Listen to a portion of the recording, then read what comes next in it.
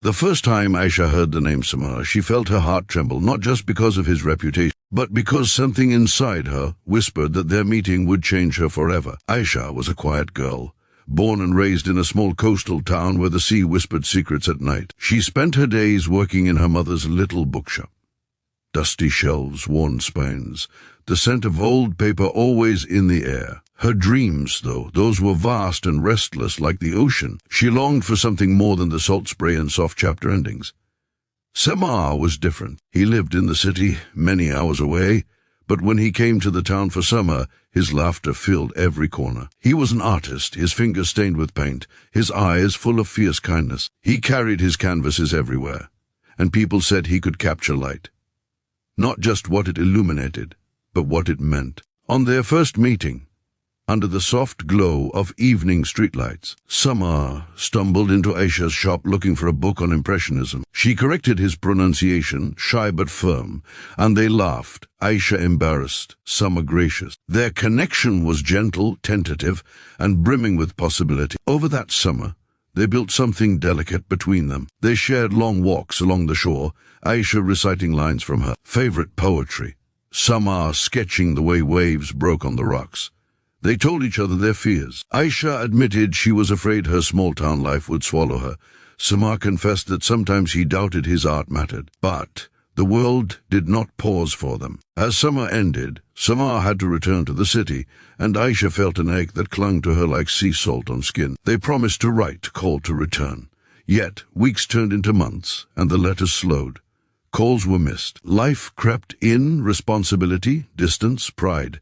Aisha wrestled with loneliness. She watched couples stroll the beach, hand in hand, and wondered whether she was foolish to hope.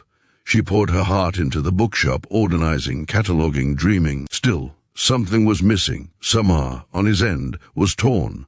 His art demanded time, energy, and money. He worked in a small studio, squeezed between apartments, paying bills, barely making ends meet. The city was both his muse and his burden. He tried to call Aisha, but guilt held his voice back.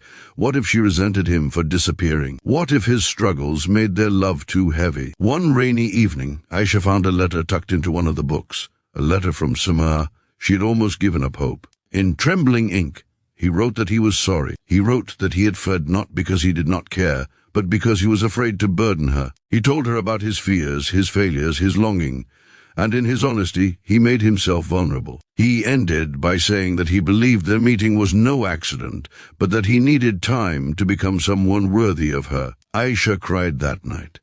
Not tears of sadness only, but of relief. She understood then that love was not just in the meeting, but in the letting go. She understood that dreams didn't always move on the same schedule, but if they were real, they could converge again. Determined, she took steps to change her life. With her mother's blessing and some savings she had tucked away, Aisha moved to the city. She found a job in a quiet cafe, opened late, where she wrote stories on the corner of napkins. Every night she practiced courage, cataloging her hopes, sketching out her future.